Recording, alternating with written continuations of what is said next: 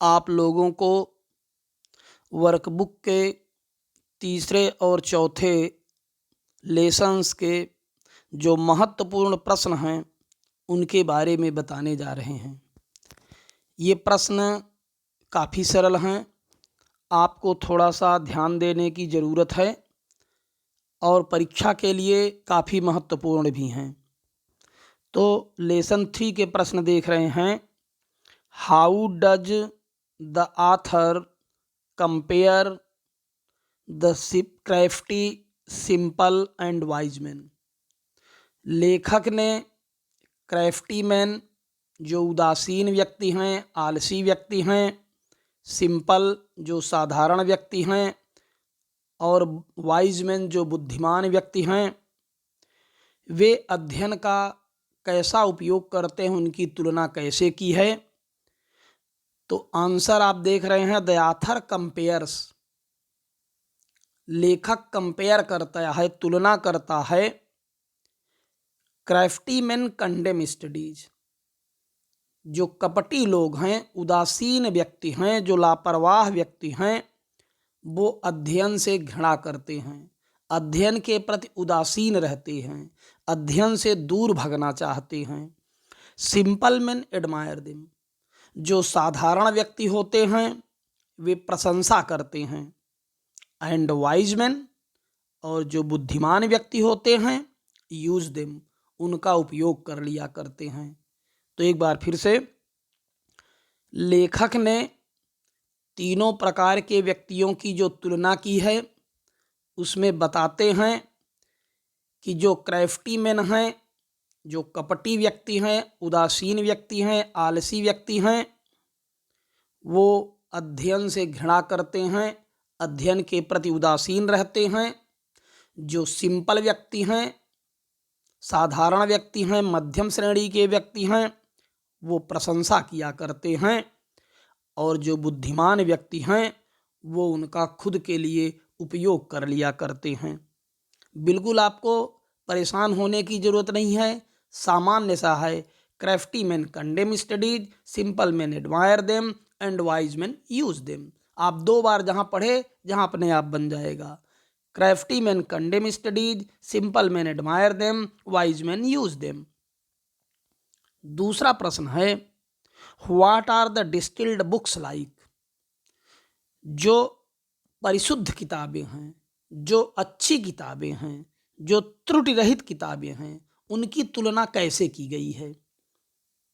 तो लेखक कह रहा है, distilled books are like common distilled water flashy things, जो डिस्टिल्ड बुक्स हैं, जो परिशुद्ध किताबें हैं, जो त्रुटि रहित किताबें हैं, जो अच्छी किताबें हैं, वह बिल्कुल सामान्य रूप से डिस्टिल्ड वाटर की तरह हैं, परिशुद्ध पानी की तरह हैं। फ्लैशी थिंग, चमकदार आईने जैसी पुस्तकें हैं, आईने जैसी वस्तुएं हैं।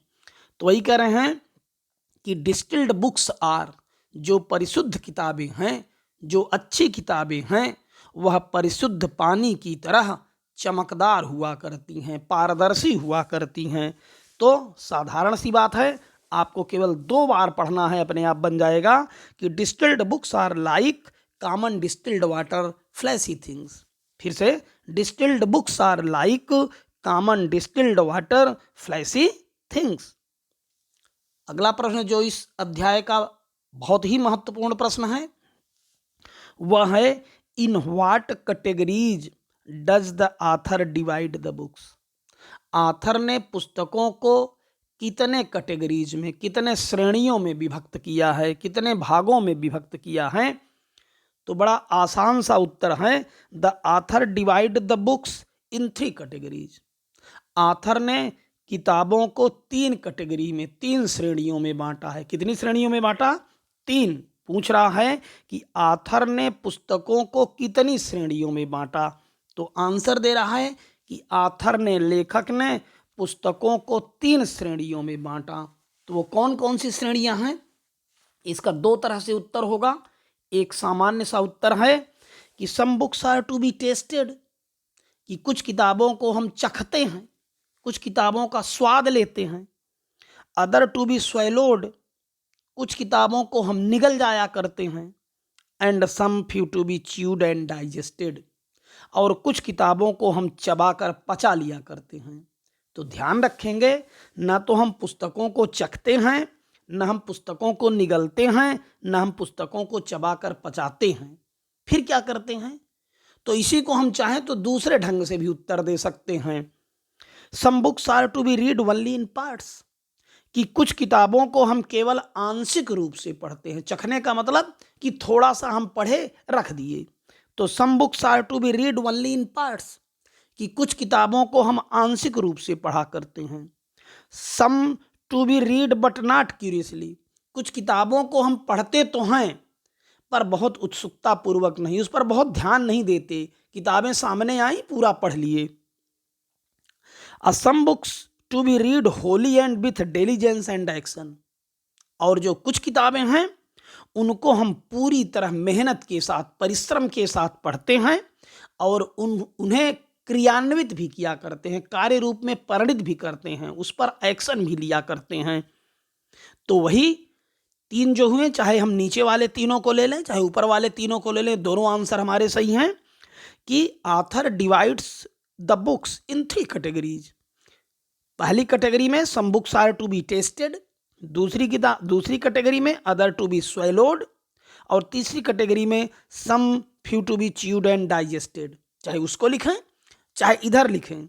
Some books are to be read only in parts, दूसरे में some to be read but not curiously, तीसरे में लिखेंगे some to be read wholly and with diligence and action. हम चाहे ऊपर वाले 3 कैटेगरी को ले लें चाहे नीचे वाली 3 कैटेगरी को, जो आपको आसान लगे उन कैटेगरी को आप तीनों को ले लेंगे, दो में से कोई भी लिखेंगे, हमारे दोनों आंसर सही हैं।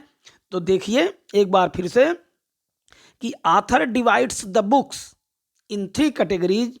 Some books are to be tasted, other to be swallowed and some few to be chewed and digested. या author divides the book in 3 categories. Some books are to be read only in parts, some books to be read but not curiously, some to be read wholly and with diligence and action. बिल्कुल आसान सा है कि लेखक ने किताबों को 3 category में बांटा है।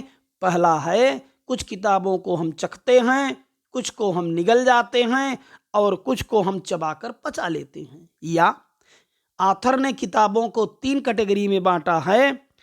कुछ किताबों को हम आंशिक रूप से पढ़ा करते हैं, कुछ किताबों को हम पूरी तरह पढ़ लिया करते हैं लेकिन बहुत उत्सुकता पूर्वक या बड़े ध्यान से नहीं पढ़ते हैं, और कुछ किताबों को हम परिश्रम के साथ पूरी तरह पढ़ते हैं और उसे आत्मसात भी कर लेते हैं, उसे क्रियान्वित भी किया करते हैं। तो आसान से ये 3 प्रश्न तीसरे लेसन के अति इम्पोर्टेंट हैं। इनमें से निश्चित रूप से आपको कोई ना कोई एक प्रश्न पेपर में आएगा, तो ध्यान रखेंगे, अच्छे से इनको तैयार करेंगे। अब आइए हम देखते हैं चौथे लेसन से। तो what do people do for their harvest, जो लोग हैं वो अपनी फसल को देखकर, अपनी खेती को देखकर क्या करते हैं? बहुत आसान सा उत्तर है, बहुत सरल सा। People are dancing for their harvest. जहां वहां कह रहा है कि व्हाट डू पीपल डू, लोग क्या करते हैं फॉर देयर हार्वेस्ट, अपनी फसल के लिए। अपनी फसल के लिए या अपनी फसल को देखकर लोग क्या करते हैं? तो people are dancing for their harvest.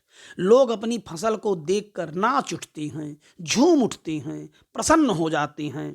तो फिर से आप 2 बार इसको पढ़ लेंगे, कुछ नहीं करना, केवल डांसिंग जोड़ना है अलग से। आर डांसिंग, डू को हटा देंगे तो उधर और करते क्या हैं तो डांस करते हैं। तो वही कह रहे हैं people are dancing for their harvest, people are dancing for their harvest. कुछ आपको नहीं, केवल 2 बार पढ़ लेंगे, अपने आप प्रश्न तैयार हो जाएगा।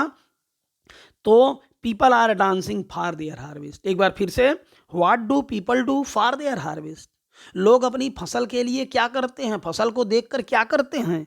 तो people are dancing for their harvest. लोग अपनी फसल को देखकर झूम उठते हैं, नाच उठते हैं या नाच रहे हैं। ये हमारे तीसरे और चौथे अध्याय के परीक्षा के हिसाब से अति महत्वपूर्ण या इम्पोर्टेंट प्रश्न थे, जिनके परीक्षा में आने की ज़्यादातर संभावनाएं हैं।